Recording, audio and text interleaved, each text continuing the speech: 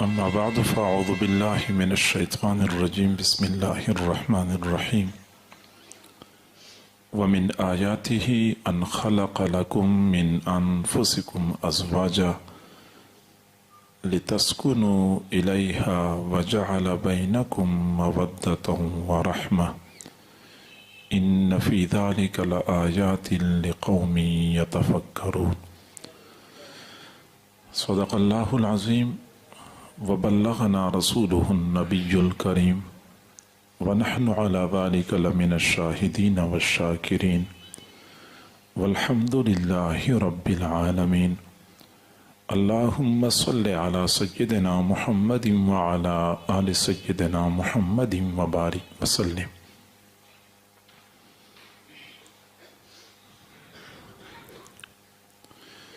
انسانی زندگی مختلف ادوار پر مشتمل ہے.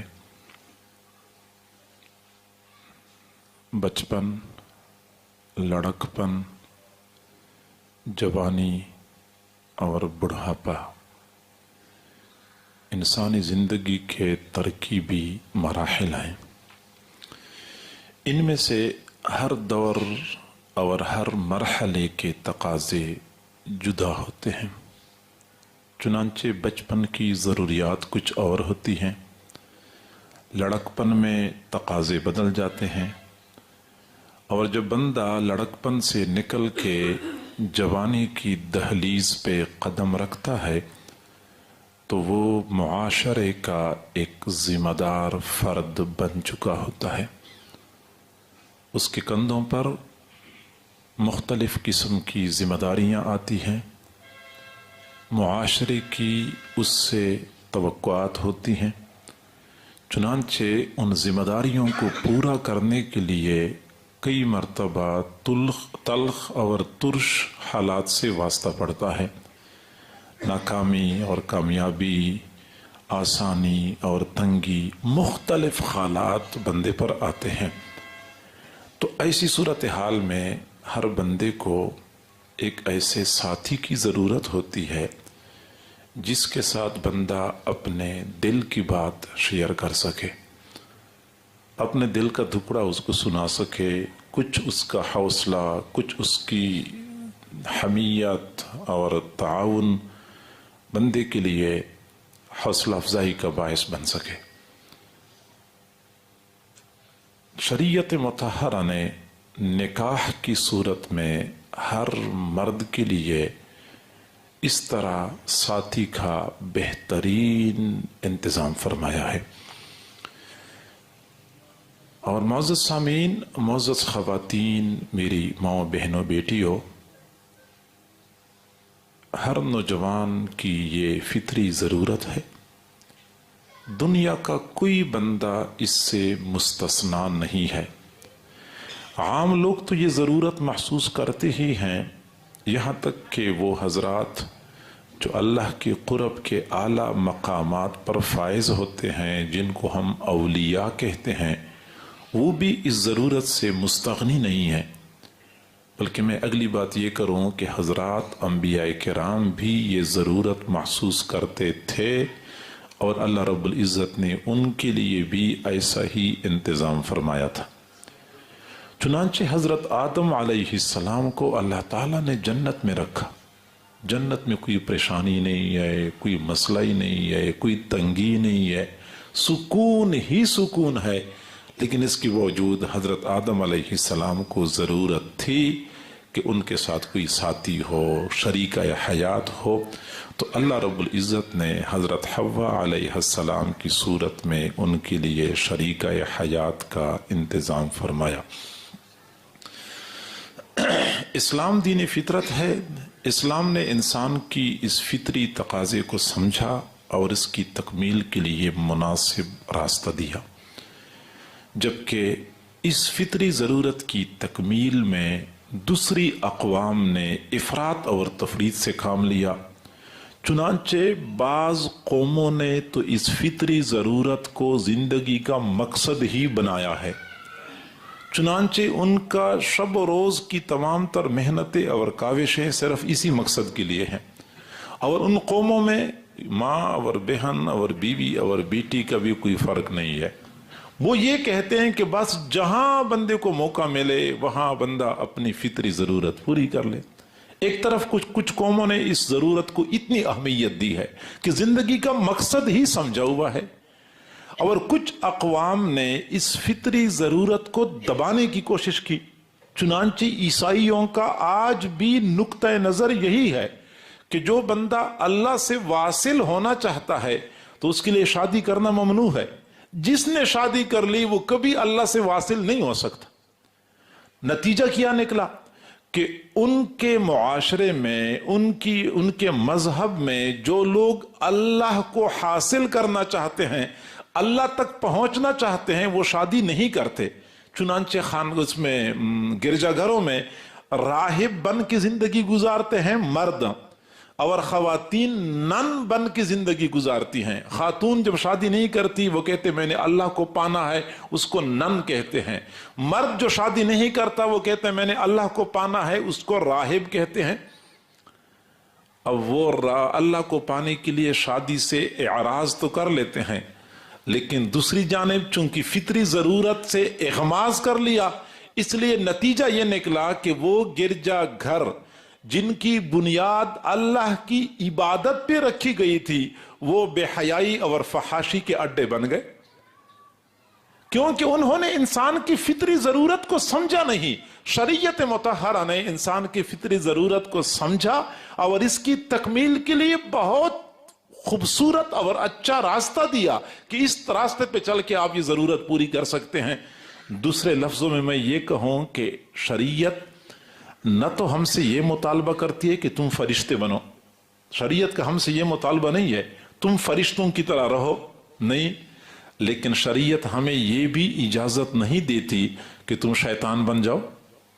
شریعت ہمیں کہتے تم انسان ہو، تمہاری کچھ ضروریات ہیں، کچھ فطری تقاضے ہیں، وہ شریعت کے حدود و قیود میں رہتے ہوئے پورے کر لیا کرو. شریعت یہ کہتی ہے کہ یہ بیوی ہے اور یہ بہن ہے، دونوں میں فرق ہے. یہ اپنی بیوی ہے، یہ غیر محرم ہے، دونوں میں فرق ہے. اس سے نکاح جائز ہے اور اس سے نکاح جائز نہیں ہے، دونوں میں فرق ہے.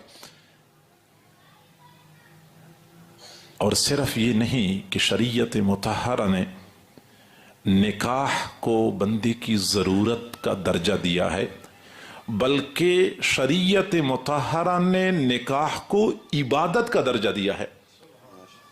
تو جس طرح نماز پڑھنے سے بندے کا ایمان کامل ہوتا ہے، حج اور عمرہ کرنے سے بندے کا ایمان کامل ہوتا ہے، ایسی ہی النکاح نصف الایمان، نکاح آدھا ایمان ہے. لہذا جب بندے کا نکاح ہو جاتا ہے تو بندے کا ایمان کامل ہو جاتا ہے.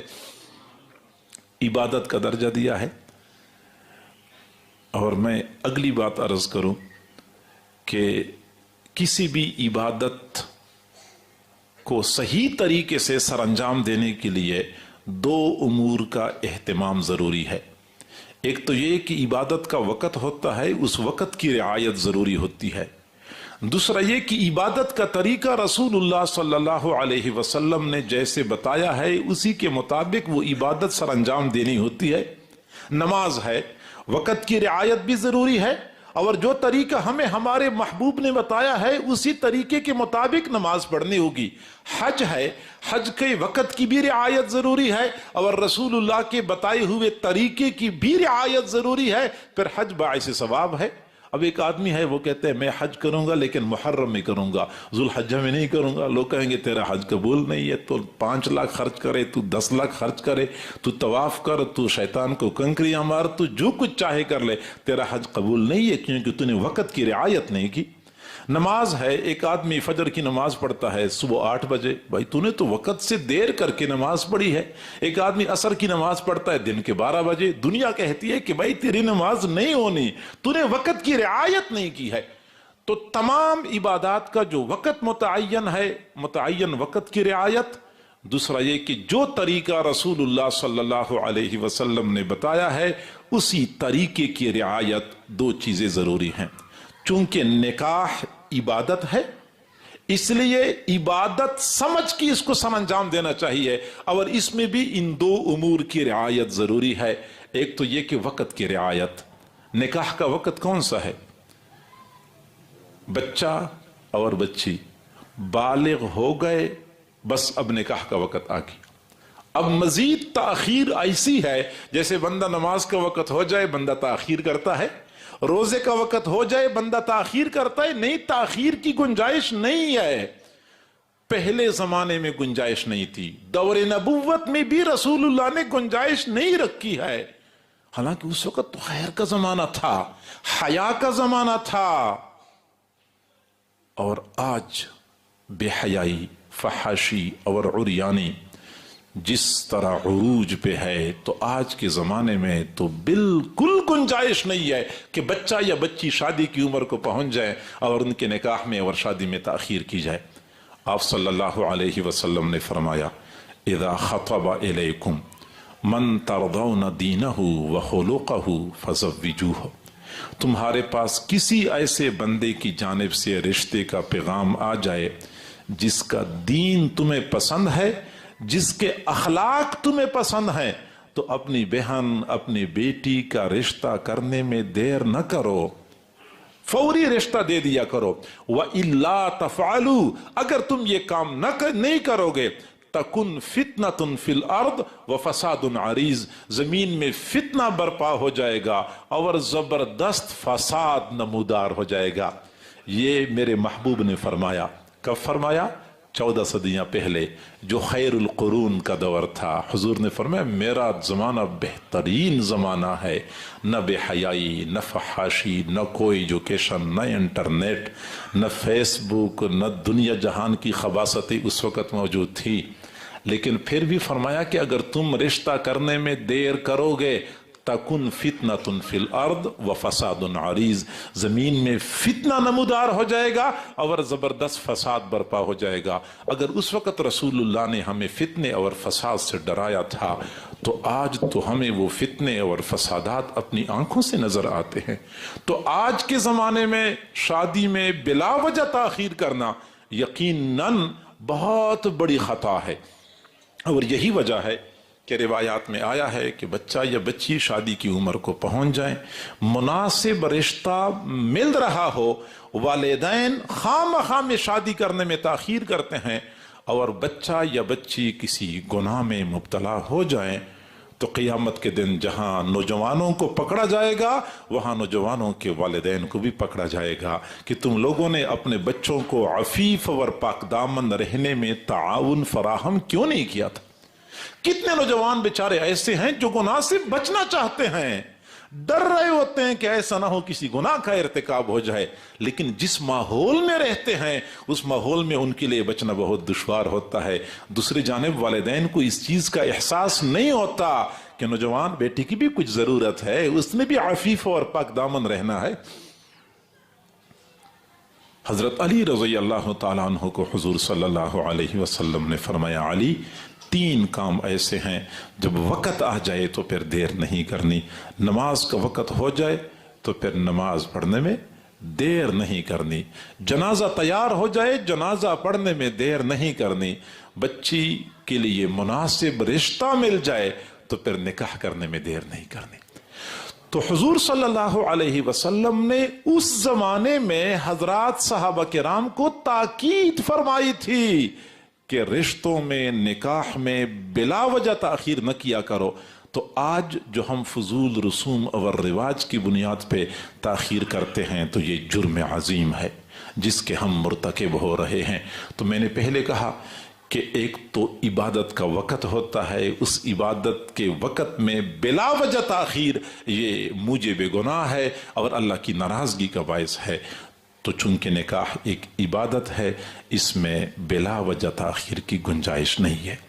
ہمارے ہاں، ہمارے اس معاشرے میں نکاح میں تاخیر کیوں ہوتی ہے؟ چند ایک وجوہات ہیں، میں آپ کو بتاتا ہوں، اور وہ بے بنیاد وجوہات ہیں۔ ایک وجہ تو یہ ہے کہ بچی کے اچھے رشتے آتے ہیں لیکن کیا کریں وہ ہماری برادری کے نہیں ہوتے، بس اپنی برادری کے رشتے کے انتظار میں بچیوں کے سروں میں چاندی نظر آ جاتی ہے، لیکن دوسروں کی برادری میں ہم نے بچی کا رشتہ نہیں دینا، ہماری ناک کٹ جائے گی۔ بارہا میں نے دیکھا ہے کہ باہر سے رشتہ آیا، اچھا رشتہ، جوڑ والا رشتہ، لیکن صرف اس بنیاد پر رد کر دیا کہ یہ ہماری برادری کا نہیں ہے، اور اپنی برادری میں ذی استعداد اور باصلاحیت بچی کو ایک نالائق قسم کے مرد کے ساتھ باندھ لیتے ہیں، پوری زندگی اس بیچاری کے عذاب میں گزر رہی ہوتی ہے۔ اس بچی نے کیا جرم کیا ہے؟ بچی پڑھی لکھی بھی ہے، شکل کی بھی اچھی ہے، عقل کی بھی اچھی ہے، گھر سنبھالنے والی ہے، سلجھی ہوئی ہے۔ اب اس لڑکی کی اچھی تربیت کی والدین نے اس کو پڑھایا بھی، اس کو گھر چلانے کا طریقہ بھی سکھایا، ماں نے ایک ایک کام توجہ سے سکھایا کہ میری بچی ہے، جب گھر میں جائے تو وہاں گھر میں خوش رہے۔ اور دوسری جانب پھر رشتہ کہاں کرتے ہیں؟ اپنی برادری کی قید لگاتے ہیں کہ اپنی برادری سے باہر نہیں کرنا۔ پھر اپنی برادری میں جب اچھے رشتے نہیں ملتے تو جیسے کیسی بھی رشتہ مل جائے، اب کیا کرے، تو اپنی برادری میں کوئی اور ہے ہی نہیں، تو بھائی اپنی برادری سے باہر نکلتے کیوں نہیں ہو؟ کیا وہ مسلمان برادری نہیں ہے؟ ہم سارے مسلمان ایک ہی برادری کے ہیں، باقی یہ قبیلہ اور یہ ذات اور یہ فلاں اور یہ فلاں، یہ کس لیے ہے؟ میرے پروردگار نے فرمایا یا ایھا الناس انا خلقناکم من ذکر و انثی، اے لوگو ہم نے آپ کو ایک مرد اور ایک عورت سے پیدا کیا ہے۔ یہ ارائیں ہے تو یہ رانا ہے تو یہ ملک ہے، مجھے تو نام بھی نہیں آتے زیادہ سارے، لیکن اتنی سی بات ہے کہ 2-4 برادریوں کے نام آتے ہیں۔ یہ ساری کس کی اولاد ہے؟ حضرت آدم علیہ السلام کی اولاد، حضرت آدم علیہ السلام کی اولاد۔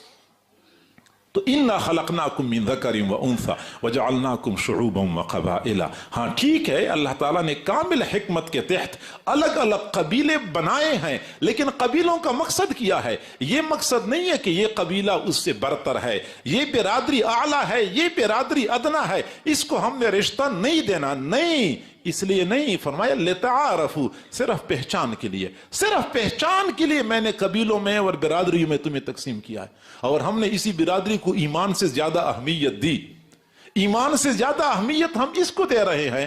تو میرے بھائیو، یہ زیادتی ہے، اپنی اولاد پہ ترس کھا لو، اپنی اولاد کے ساتھ زیادتی نہ کرو۔ صرف اس بنیاد پہ آپ لوگ رشتوں میں تاخیر کرتے ہیں کہ اپنی برادری کا ملے گا تو ہم رشتہ کریں گے۔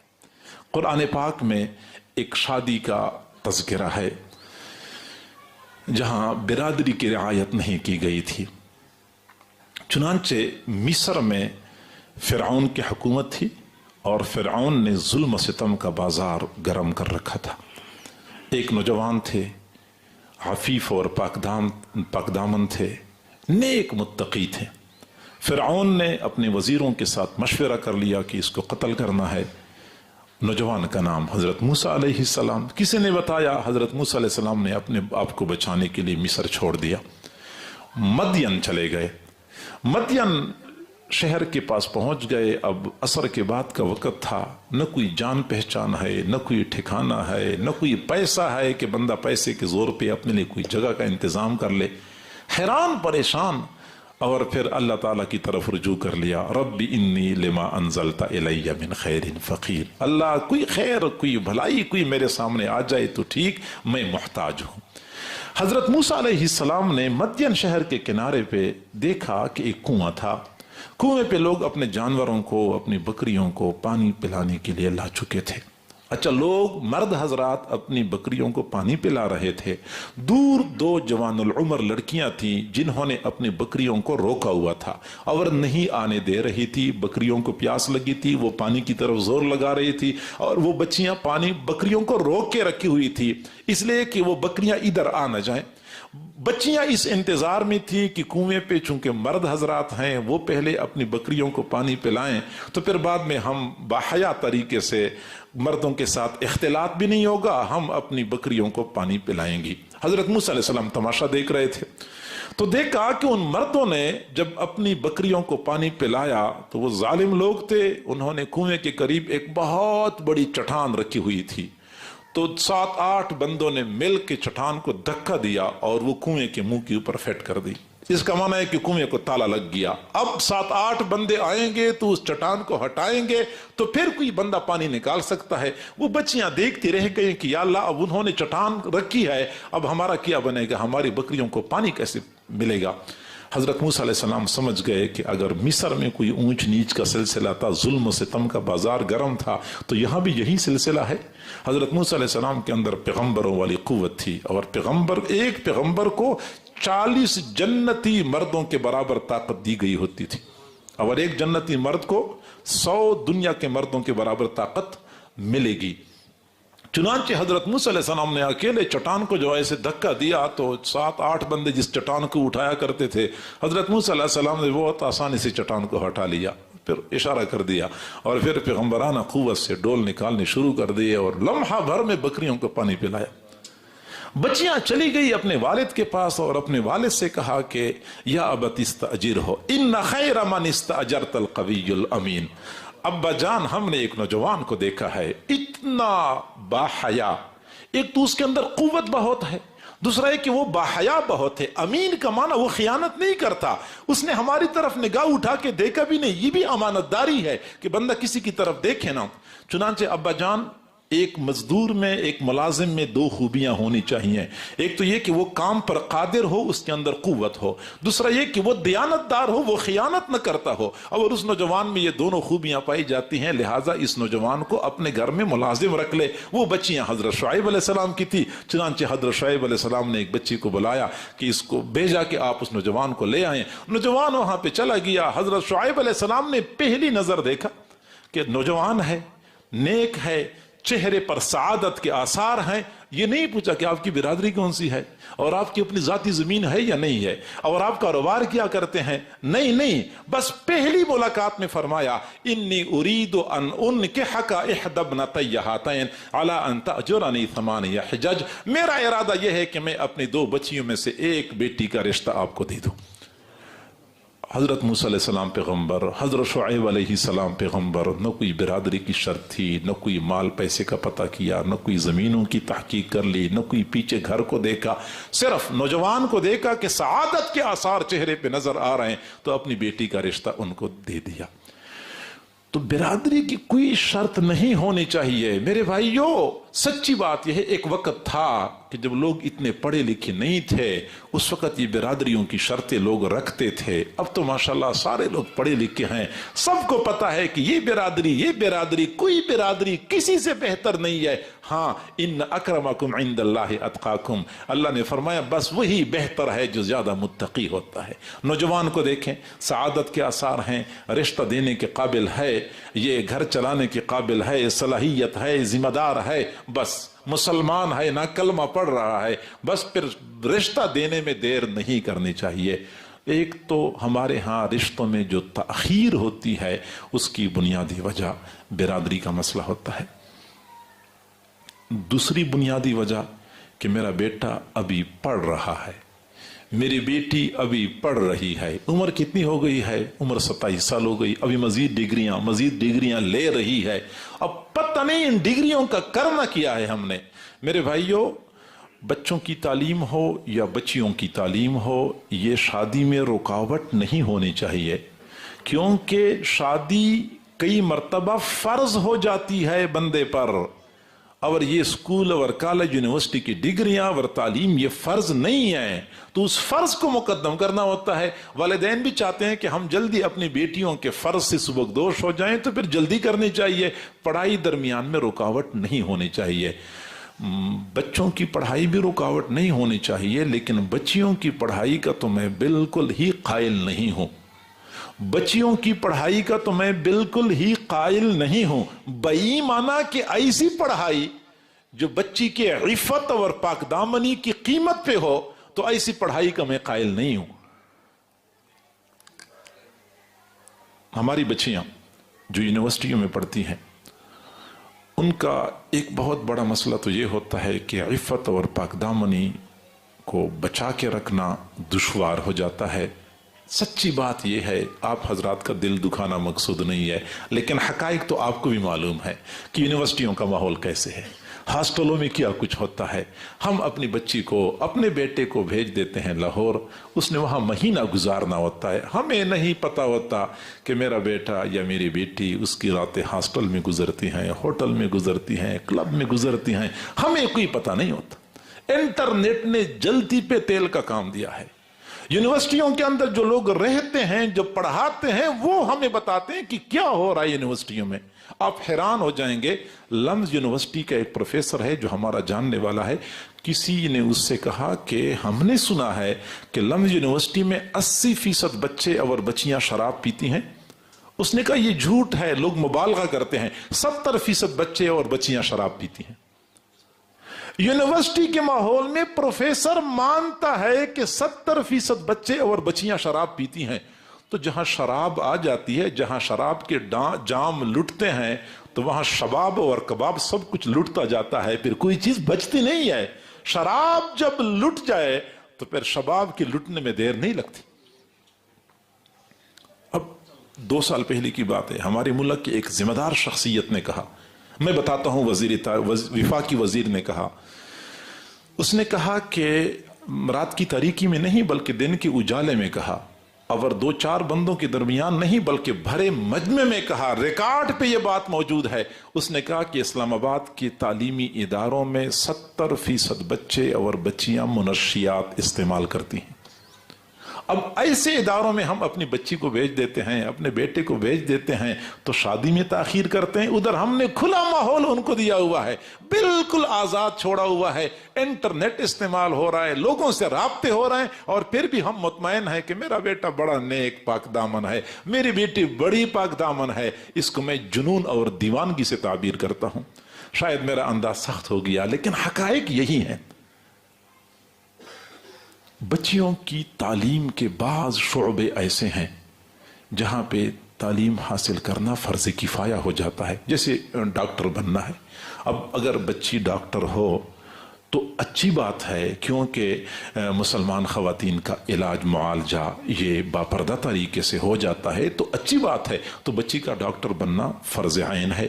اسی طریقے سے میں کہوں گا کہ سرکاری دفاتر میں کئی مرتبہ خواتین کا جانا ضروری ہوتا ہے، تو وہاں پہ ایک آدھ خاتون کا ہونا بھی اچھا ہوتا ہے. مثلا پاسپورٹ آفس ہے، پاسپورٹ آفس میں اگر ہماری بیٹی، ہماری بہن، ہماری ماں جاتی ہے، غیر مرد کے سامنے بیٹھتی ہے کہ میری تصویر کھینچو، اگر ایسا ہو کہ اسی پاسپورٹ آفس میں کوئی باحیا لڑکی ایک بیٹی ہو، ملازمت کر رہی ہو، اور صرف خواتین اس کے پاس جائیں، ان کی تصویریں، اس کے سارے قوائف وہ خاتون ہی لے، تو اچھی بات ہے. شناختی کارڈ آفس میں یہی مسئلہ ہوتا ہے، تو اس میں ہم کوئی مخالفت نہیں کر رہے. لیکن میں یہ کہوں گا کہ اب بچی کو انجینئر بنانا، اور جو مرد انجینئر ہیں وہ سارے بے روزگار پھر رہے ہیں، اب بچی کو انجینئر بنا دیا، اس نے کیا کرنا ہے؟ لوگ کہتے ہیں کہ خواتین کو انگریزی تعلیم دو تاکہ قوم ترقی کر لے. وہ مردوں نے اتنا کچھ پڑھ لیا، قوم نے کتنی ترقی کر لی کہ اب خواتین کو ترقی کا موقع ہم دے رہے ہیں. تو ایک تو مسئلہ یہ بن جاتا ہے کہ یونیورسٹیوں کے ماحول میں خواتین کے لیے، بچیوں کے لیے اپنی عزت کی حفاظت مشکل ہو جاتی ہے. میرے بھائیوں، یونیورسٹیوں کے پروفیسر، یہ میڈیکل کالجز کے پروفیسر جس طریقے سے بچیوں کو بلیک میل کرتے ہیں، وہ ہم سب کو پتہ ہے. آپ لوگ کہیں دیکھ لیں، ذرائع ابلاغ کے ذریعے، میڈیا کے ذریعے دیکھ لیں کہ کس طرح یہ پروفیسر حضرات بچیوں کو بلیک میل کرتے ہیں. ابھی چند دن پہلے کی بات ہے، پشاور کی لڑکیوں، پشاور میں اسلامیہ کالج کی لڑکیوں نے جلوس نکالا تھا. کیوں نکالا تھا؟ وہ یہی بات کر رہی تھی کہ ہمارے پروفیسر ہمیں بلیک میل کرتے رہتے ہیں اور ہراساں کرتے رہتے ہیں. چند دن پہلے کی بات ہے، میں نے ایک خاتون جج کی تحریر پڑھی. وہ خاتون کہتی ہے کہ اگر خودکشی حرام نہ ہوتی میں خودکشی کر لیتی. جج ہے، میں خودکشی کر لیتی، کیونکہ میں جس منصب پہ ہوں، پوری دنیا کو انصاف فراہم کرنے والی، میں اپنے لیے انصاف کی خاطر دھکے کھا رہی ہوں. کیونکہ میں جب ایوان عدل میں بیٹھتی ہوں، وکیل میری طرف دیکھتے ہیں اور آنکھوں میں دیکھتے دیکھتے مجھے ہراساں کر رہے ہوتے ہیں، میرے اوپر فکرے کس رہے ہوتے ہیں، دوسرے جج مجھے تنگ کرتے رہتے ہیں. اب یہ حال ہے ہمارے معاشرے کا. تو اس معاشرے میں اپنی بچیوں کو ایسے دلدل میں دھکیلنا، یہ کون سی دانشمندی اور سمجھداری ہے؟ تو پہلے تو بچیوں کی تعلیم کا یہ بڑا مسئلہ ہے. دوسرا نقصان بچیوں کی تعلیم کا یہ ہے کہ بچیاں ماشاءاللہ محنتی ہوتی ہیں، اچھا پڑھ لیتی ہیں، بڑی بڑی ڈگریاں حاصل کر لیتی ہیں. مصیبت یہ ہوتی ہے کہ پھر ان کے معیار کا رشتہ برادری میں نہیں ہوتا. اب لڑکی ایم ایس سی اور پی ایچ ڈی کر چکی ہے اور برادری میں ایف اے پاس سے اوپر کا لڑکا ہی نہیں ہے. اب لڑکیاں بیٹی ہیں، کوئی مناسب رشتہ ملے تو میں شادی کروں، مناسب رشتہ کوئی ہے ہی نہیں. اب کیسی پی ایچ ڈی لڑکی ایف اے اور ایف ایس سی کے لڑکے سے شادی کرے؟ تو پریشان ہوتی، عمر گزر جاتی ہے، بال سفید ہو جاتے ہیں، آخرکار والدین مجبور ہو جاتے ہیں تو پی ایچ ڈی لڑکی کا رشتہ ایف اے اور ایف ای سی کے لڑکے کے ساتھ کر دیتے، بیچاری کی زندگی ایسی گزرتی۔ اور کئی مرتبہ ایسا ہوتا ہے کہ لڑکی ہے، اس بیچاری کی اس نے پڑھا، محنت کر لی، آگے اس کو نوکری لگ گئی۔ جب نوکری لگ جاتی ہے تو یہ نوکری اس کے لیے مصیبت بن جاتی ہے، کیونکہ وہ مہینے کی تنخواہ لیتی ہے 80,000، 1,00,000 روپے تنخواہ لیتی ہے۔ اب بھائی بھی آرام سے گھر بیٹھ گئے کہ ہماری ہمشیرہ 80,000 1,00,000 کما لیتی ہے، گھر کا گزارا ہو رہا ہے، والد صاحب بھی آرام سے بیٹھ گئے۔ مجھے خود ایک لڑکی نے فون کیا، رو رہی تھی کہ اتنے اچھے اچھے رشتے میرے گھر میں میرے لیے آ رہے ہیں، لیکن اس لیے میرے والدین میرے بھائی نہیں مان رہے کیونکہ میں تنخواہ لیتی ہوں، میری تنخواہ 1,50,000 روپے ہے، اور میرے والدین اور بھائی کہتے ہیں کہ اگر اس کی شادی ہو گئی تو ہمارے گھر کا گزارا کیسے ہوگا، میرا مستقبل تباہ ہو رہا ہے، یہ لوگ میری تنخواہ پہ عیاشیاں کرتے ہیں اور میرے ساتھ یہ سلوک ہوتا ہے۔ یہ اسی تعلیم کا شاخسانہ ہے جو ہمیں بھگتنا پڑ رہا ہے۔ تو معزز سامعین، معزز خواتین، پڑھائی کی وجہ سے اپنے بچیوں کی شادیوں میں تاخیر نہ کریں، کیونکہ زیادہ پڑھ لے گی پھر اچھا رشتہ نہیں ملے گا۔ پڑھتے پڑھتے بیچاریوں کی عمریں ویسی بھی بڑھ جاتی ہیں، عمر بڑھ گئی تو پھر رشتہ نہیں ملتا، یا پھر مناسب رشتہ نہیں ملتا، یا پھر نوکری لگ گئی تو پھر بھی رشتے نہیں ہوتے۔ تو یہ مسائل ہے۔ تو پہلا مسئلہ یہ ہے ہمارے ہاں جو شادیوں میں تاخیر ہوتی ہے کہ یا تو لوگ برادری کی قید لگاتے ہیں، دوسری وجہ یہ ہوتی ہے کہ بچہ پڑھ رہا ہے یا بچی پڑھ رہی ہے، اور تیسری وجہ یہ ہوتی ہے کہ لوگ کہتے ہیں ابھی تک بچے کا کاروبار نہیں بنا، بچہ باروزگار نہیں ہے، جب روزگار ملے گا، کاروبار چلے گا تو پھر اس کے بعد ہم اس کی شادی کریں گے۔ تو کاروبار تو جن کے چل رہے ہیں ان کے ٹپ ہو رہے ہیں، نئیوں کے کاروبار کہاں چل رہے ہیں؟ کاروبار کا انتظار کریں گے تو بچے کی عمر گزر جائے گی، شادی نہیں ہوگی۔ ابھی سے شادی کرنی چاہیے، کیونکہ اللہ تعالیٰ نے قرآن پاک میں شادی کی ایک برکت یہ بھی بتائی ہے، ان یکونوا فقراء یغنہم اللہ من فضلہ، وہ تنگ دستی کے باوجود بھی شادی کرنی چاہیے۔ صحیح بخاری شریف میں ایک باب ہے اس بارے میں، باب تزویج المعسر، تنگ دست آدمی کی شادی کرنی چاہیے۔ یہ نہ کہیں کہ بس بچہ ہے تو باروزگار ہوگا تو پیسے آئیں گے تو ملازمت ہوگی تو ہم شادی کریں گے، نہیں۔ اللہ نے فرمایا کہ اگر یہ میاں بیوی فقراء بھی ہیں، شادی کر لیں، یغنہم اللہ من فضلہ، اللہ تعالیٰ اپنے فضل سے ان کو غنی کر دے گا۔ تو اس سے نہیں ڈرنا چاہیے کہ اب بچے کی شادی کریں گے، بچہ ابھی تک باروزگار نہیں ہے تو بیوی آئے گی تو کھائے گی کہاں سے؟ ہم نے تو یہ دیکھا ہے کہ جب بچی آتی ہے سسرال میں تو اپنا نصیبہ ساتھ لے کے آتی ہے، بلکہ اپنے برتن بھی ساتھ لے کے آتی ہے، صرف اپنے لیے نہیں، اپنے خاوند کے لیے کمبل بھی ساتھ لے کے آتی ہے۔ تو یہ کون سی پریشانی والی بات ہے کہ بچی آئے گی تو کھائے گی کہاں سے؟ بچوں کی شادی میں تاخیر نہیں کرنی چاہیے غربت اور تنگ دستی کی وجہ سے۔ صحیح بخاری شریف میں ایک شادی کا تذکرہ موجود ہے۔ حضور صلی اللہ علیہ وسلم اپنے گھر میں تھے، اپنے مجلس میں تھے کہ ایک صحابیہ حاضر ہو گئیں اور عرض کیا، اللہ کے نبی، اگر آپ کا ارادہ بنتا ہے تو آپ میرے ساتھ نکاح کر لیں۔ صحابہ کرام موجود تھے اس وقت، صحابیات کی یہ چاہت تھی کہ ہمیں یہ اعزاز حاصل ہو جائے کہ رسول اللہ کی زوجہ ہیں اور ام المؤمنین ہیں۔ تو صحابیہ نے عرض کیا، اللہ کے نبی، انی احب لک نفسی، میں اپنا آپ کو ہبہ کرتی ہوں، اگر آپ چاہیں تو میرے ساتھ نکاح کر لیں۔ حضور صلی اللہ علیہ وسلم کا نکاح کرنے کا ارادہ نہیں تھا، آپ خاموش ہو گئے۔ تھوڑی دیر بعد ایک صحابی کھڑے ہو گئے، بخاری شریف کی روایت، ایک صحابی کھڑے ہو گئے، عرض کیا کہ زوجنیہا یا رسول اللہ ان لم تکن لک بہا حاجۃ، اللہ کے نبی اگر آپ کو ضرورت نہیں ہے تو اس کا نکاح میرے ساتھ کرا دو۔ حضور صلی اللہ علیہ وسلم نے صحابی کی طرف دیکھا، فرمایا ٹھیک ہے آپ جائیں اور گھر سے کچھ لے آئیں کہ مہر کے طور پہ دے دیں، مہر کے طور پہ دے دیں۔ وہ آدمی گھر چلا گیا، واپس آ گیا، کہنے لگا اللہ کے نبی گھر میں کچھ بھی نہیں ہے۔ آپ نے فرمایا کم از کم لوہے کی ایک انگوٹھی تو لے آؤ، کچھ تو دینا پڑے گا۔ وہ پھر چلا گیا، پھر واپس آیا، کہتا اللہ کے نبی گھر میں لوہے کی انگوٹھی بھی نہیں ہے، کوئی پیالہ نہیں ہے، کوئی گلاس نہیں ہے، اور شادی کے چکر میں ہے۔ آپ صلی اللہ علیہ وسلم نے فرمایا کہ کچھ تو دینا پڑے گا۔ وہ کہنے لگے اللہ کے نبی بس میرے پاس یہ ایک چادر ہے۔ صحیح بخاری شریف کی حدیث ہے، فرمایا کہ اوپر اوڑھنے کے لیے کوئی چادر بھی نہیں تھی، کوئی قمیض بھی نہیں تھی، صرف نیچے ایک چادر باندھی ہوئی تھی اور انہوں نے بڑی فراخ دلانہ پیشکش کی کہ میرے پاس یہ ایک چادر ہے، اس میں سے آدھا حصہ میں اس کو دے دوں گا۔ اب حضور نے فرمایا کہ آدھی چادر کا کیا بنے گا، چادر آدھی ہو جائے گی، نہ آپ کا ستر چھپے گا نہ اس کا ستر چھپے گا، چادر سے تو بات نہیں بنتی۔ کہتے ہیں کہ صحابی بیچارے پریشان ہو گئے کہ اب میرے گھر میں لوہے کی انگوٹھی بھی نہیں ہے کہ میں شادی کر لوں۔ تھوڑی دیر بعد حضور صلی اللہ علیہ وسلم نے پوچھا ماذا معک من القرآن، اچھا قرآن کتنا یاد ہے، قرآن کتنا یاد ہے؟ پھر تو کہنے لگے معی سورۃ کذا و سورۃ کذا و سورۃ کذا، مجھے فلاں سورت بھی یاد ہے، فلاں بھی یاد ہے، فلاں بھی یاد ہے، ایسی انگلیوں سے گن گن کے سورتیں بتانے شروع کر دی۔ حضور نے فرمایا کہ اذهب فقد ملکتکھا بما معک من القرآن، لے جاؤ لے جاؤ، اس قرآن کی وجہ سے میں نے اس کا نکاح آپ کے ساتھ کر دیا۔ چادر اوپر اوڑھنے کے لیے چادر نہیں تھی، قمیض نہیں تھی، صرف نیچے باندھنے والی چادر تھی، گھر میں لوہے کی انگوٹھی بھی نہیں تھی۔ اور رسول اللہ نے فرمایا کہ آپ کو قرآن کی آیت سورت یاد ہے نا، جاؤ اس قرآن کی وجہ سے میں نے آپ کے ساتھ ان کا نکاح کر دی۔ یہ شادیاں ہوتی ہیں۔ حضور صلی اللہ علیہ وسلم نے یہ تعلیم دی ہے کہ مال پیسے کی ضرورت نہیں ہے۔ تابعین میں ایک تابعی ہیں حضرت سعید بن مسیب رحمہ اللہ تعالی۔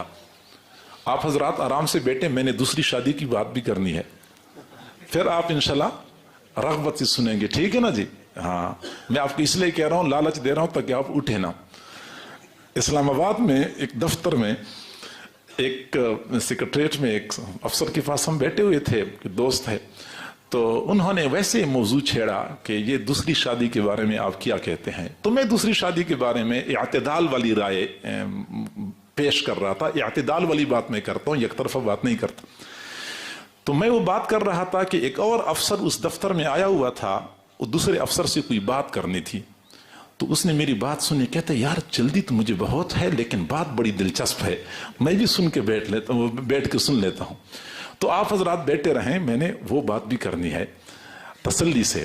اچھا، میں یہ بات کر رہا تھا کہ تابعین میں ایک بہت بڑے تابعی گزرے ہیں، سعید بن مسیب رحمہ اللہ تعالی، سید التابعین کہلائے جاتے ہیں۔ ان کے مجلس میں ایک شاگرد آتے تھے پڑھنے کے لیے، وہ شاگرد 3-4 دن غیر حاضر رہے۔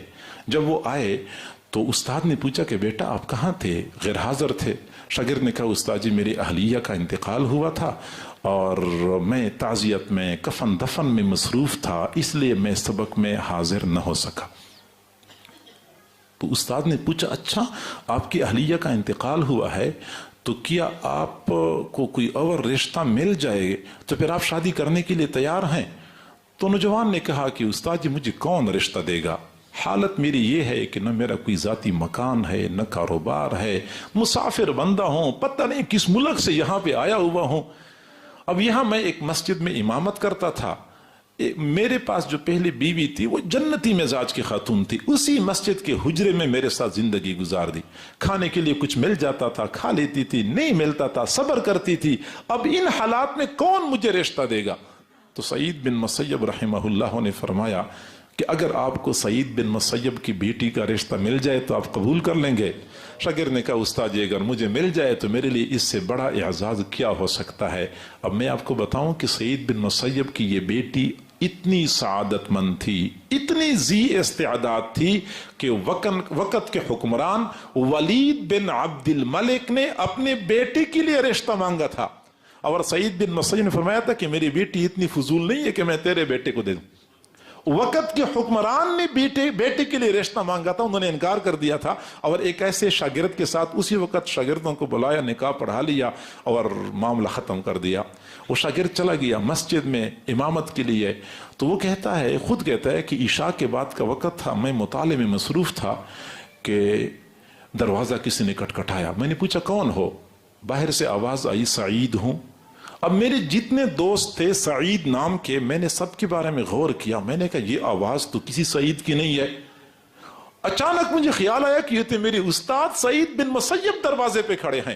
میں نے دروازہ کھول دیا، استاد کھڑے تھے، استاد کے پیچھے ان کی جوان العمر بیٹی کھڑی تھی۔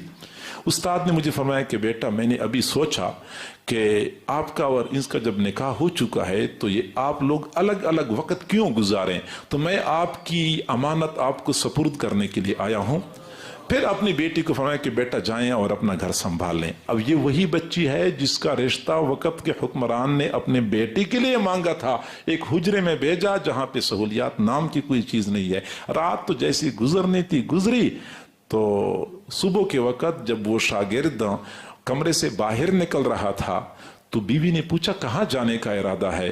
तो खावन ने जवाब दिया कि मैं सईद बिन मुसय्यब के इल्मी मजलिस में जाता हूं, मैं उनसे इल्म हासिल कर रहा हूं।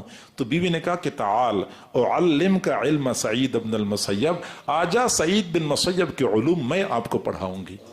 फिर खावंद को सईद बिन मुसय्यब के पास जाने की जरूरत नहीं पड़ी, सईद बिन मुसय्यब के तमाम उलूम उनकी बेटी के पास थे और बेटे ने अपने खावंद को पढ़ाए। तो शादी में ताखीर की पहली वजह बिरादरी का मसला है, दूसरी वजह तालीम का मसला है, तीसरी वजह रोजगार और कारोबार और माल पैसे का मसला है। मेरे भाई ये बेबुनियाद खदशात हैं, इनकी वजह से अपने बच्चों और बच्चियों की शादी में ताखीर न करें, क्योंकि निकाह एक इबादत है और इबादत में जल्दी करनी होती है, ये उसूल है। बच्चे और बच्ची की शादी जब जल्दी हो जाती है उसका एक बड़ा फायदा ये होता है कि अभी वालिदैन जवान होते हैं कि बेटे बड़े होना शुरू हो जाते हैं, तो बेटों को काबू करना आसान होता है। मजा तो तब है ना कि वालिद 40 साल का भरपूर जवान है और बेटा 20 साल का जवान है। अब जब बेटा सरकशी करता है तो बाप उसको आसानी से कंट्रोल करता है। अब जब बाप बन गया 70 साल का और बेटा है 20 साल का, तो फिर 70 साल बूढ़ा 20 साल जवान कैसे काबू कर सकता है? तो यही वजह होती है कि फिर बच्चे बेकाबू हो जाते हैं। जितनी शादी जितनी जल्दी होगी उतना ही औलाद को काबू करना वालिदैन के लिए आसान होता है। दूसरी बात यह होती है कि जब बच्चे पैदा होते हैं तो पैदा होना भी वालिदैन के लिए अजर का बायस, बच्चे आगे पढ़ना शुरू कर देते हैं तो बच्चों का पढ़ना भी वालिदैन के लिए सआदत का बायस। बच्चे हाफिज बनते हैं, कारी बनते हैं, आलिम बनते हैं, वालदा खिदमत करती है तो वालदा को सवाब मिलता है, बाप उन पर खर्च करता है तो बाप को सवाब मिलता है। वो नौजवान कह रहा था कि मुझे शादी की जल्दी नहीं है, मुझे शादी की जल्दी नहीं है, लेकिन मेरे बच्चों की पढ़ाई लेट हो रही है, ताकि पढ़ाई जल्दी शुरू हो जाए। यानी बच्चों की पढ़ाई, कुरान का हाफिज बने, कुरान का कारी बने, आलिम बने, ये मुस्तकिल वालिदैन के लिए सआदत का बायस है। तो मेरे भाइयों, शादी में ताखीर नहीं करनी चाहिए, क्योंकि निकाह एक इबादत है और इबादत का वक़्त मुकर्रर होता है, मुकर्ररा वक़्त पे वो इबादत सर अंजाम देनी होती है।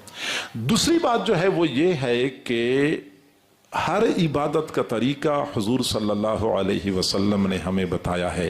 हुजूर सल्लल्लाहु अलैहि वसल्लम ने जैसे हमें हज का तरीका बताया है, नमाज का तरीका बताया है, ऐसे ही हमें शादी और निकाह का तरीका भी बताया है। हम उसी तरीक के मुताबिक निकाह की सिलसिले को तकमील तक पहुंचाएंगे तो ये इबादत है और मुजिब अजर होगा। हुजूर सल्लल्लाहु अलैहि वसल्लम ने अक़वाल के जरिए समझाया कि शादी कैसे होनी चाहिए और अमलन करके दिखाया कि शादी किस तरह करनी होती है। अब आपने अपने अक़वाल के जरिए भी समझाया, अमलन करके भी दिखाया, इसके बावजूद हम रसूलुल्लाह के तरीके को छोड़ते हैं तो यकीनन ये इबादत, ये मुजिब सवाब नहीं है, बल्कि इसको हम इबादत भी नहीं कह सकते। हुजूर सल्लल्लाहु अलैहि वसल्लम ने समझाया कि आप लोग चाहते हैं कि निकाह बरकत वाला हो, निकाह बरकत वाला हो। जी हाँ, हर बंदे की ख्वाहिश है मेरे बेटे का निकाह है बरकत वाला हो, मेरी बेटी का निकाह हो बरकत वाला हो। बरकत वाला होने के लिए मौलाना साहब को बुला लो, तो कारी साहब को बुला लो, तो फला हजरत को बुला लो, ताकि हमारी शादी बाबरकत बन जाए। अच्छी बात है, बरकत की तलाश होनी चाहिए, लेकिन जिस तरह मौलाना साहब की शिरकत से शादी में बरकत आती है, कारी साहब की शिरकत से शादी में बरकत आती है, इसी तरीके से बरकत का एक तरीका हुजूर सल्लल्लाहु अलैहि वसल्लम ने भी बताया है। फरमाया इन्न अअज़मन निकाह बरकतन ऐसरुहा मुअनतन, सबसे ज्यादा बरकत वाला वो निकाह है जो सबसे ज्यादा कम खर्चे वाला होता है। खर्चा जितना कम होगा निकाह उतना ही ज्यादा बरकत वाला होगा, और खर्चे जितने बढ़ते जाते हैं बेबरकती उतनी ही बढ़ती जाती है। मैं गुजारिश करूंगा आप हजरात से, निकाह एक सुन्नत अमल है, सादा है, आसान है, सादा है।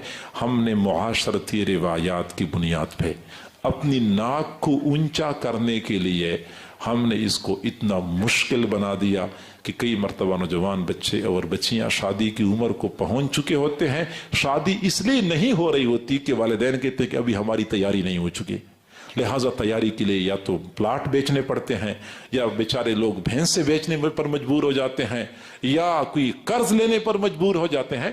تو یہ ساری خرابیاں یہ ہماری اپنی بنائی ہوئی روایات کی وجہ سے ہیں، خود ساختہ طریقوں کی وجہ سے ہیں۔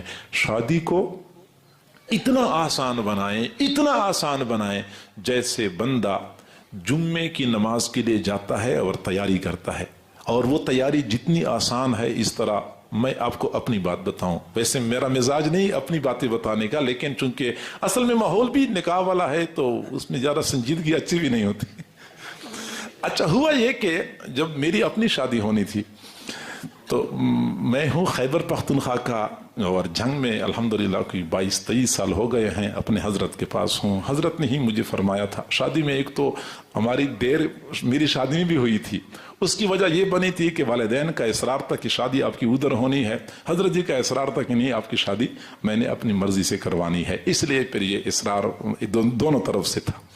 بہرحال جب میری شادی ہونی تھی تو اپنا ذاتی مکان تو تھا نہیں، کرائے کے مکان ہم نے تلاش کرنا تھا کہ کوئی کرائے کا مکان مل جائے۔ مدرسے میں میں پڑھاتا تھا تو مدرسے کا بھی ذاتی مکان کوئی نہیں تھا، اب کرائے کا مکان ہم نے تلاش کرنا تھا۔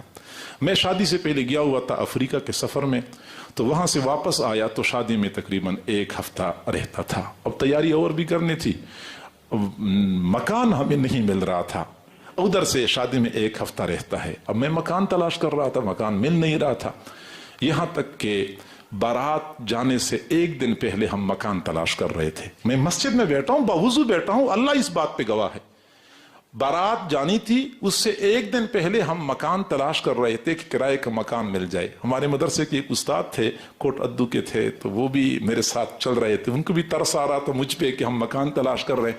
اچھا ان کا طریقہ یہ تھا کہ محلے میں گلی میں جس بندے سے ملتے تھے کہ بھائی آپ سے ایک بات کرنی ہے، مولانا صاحب کی کل شادی ہے تو ہمیں ایک مکان چاہیے۔ اب وہ کہتے تم عجیب لوگ ہو، کل شادی ہے اور آج تم مکان تلاش کر رہے ہو کہ کرائے کا مکان مل جائے۔ اب ہماری کوشش یہ تھی کہ مدرسے کے قریب قریب مل جائے، کیونکہ دور تو پھر ہم جا نہیں سکتے، مدرسے کے قریب قریب تلاش کر رہے تھے، لہٰذا وہ 1 دن بھی گزر گیا، مکان ہمیں نہیں ملا۔ اب اگلے دن ہماری بارات جانی ہے 10 بجے، شادی میری کشمیر میں ہوئی ہے تو کشمیر جانا تھا ہم نے۔ اب پریشان تھے کہ یا اللہ اب کیا کریں۔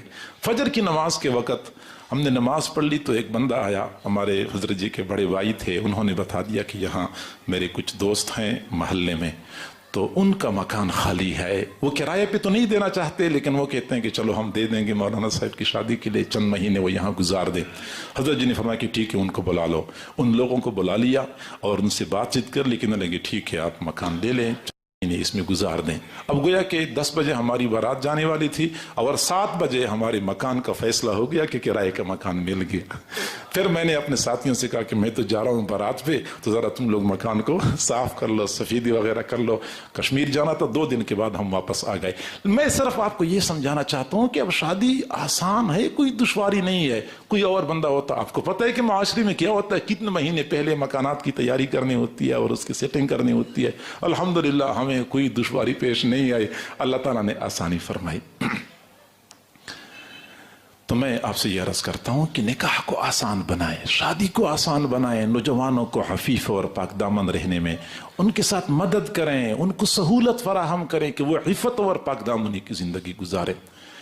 تو ایک تو نکاح میں آسانی پیدا کریں، حضور نے فرمایا کہ جتنا خرچہ کم ہوگا نکاح اتنا ہی بابرکت ہوگا۔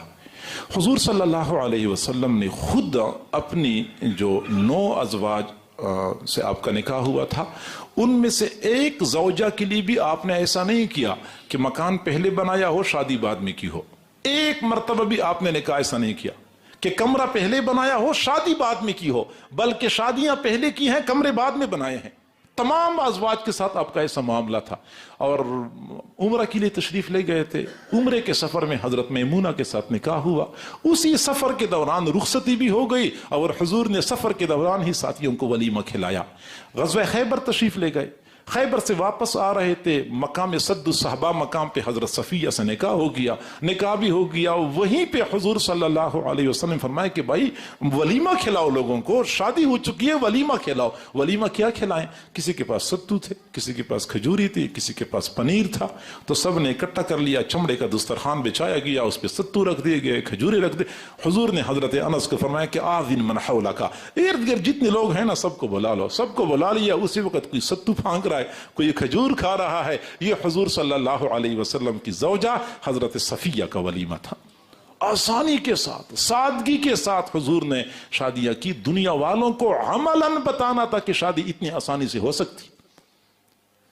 हजरत अब्दुर्रहमान बिन औफ रज़ियल्लाहु ताला अन्हु हुजूर सल्लल्लाहु अलैहि वसल्लम के सहाबी, हशरा मुबशरा में से बड़ा आला मकाम और मर्तबा, हुजूर के जाननिसार थे। लेकिन हालत ये थी कि हजरत अब्दुर्रहमान बिन औफ के कपड़ों पे हुजूर ने पीला रंग देख लिया, कपड़ों को रंग लगा हुआ था। फरमाया महयम या अब्दुर्रहमान, अब्दुर्रहमान ये पीला रंग कहां से आ गया? असल में उस जमाने में जाफरान रंग में वो खुशबू में मिलाते थे, तो वो खुशबू दुल्हन के कपड़ों पे मल लिया करते थे, तो जाफरान की वजह से वो रंग पीला होता था।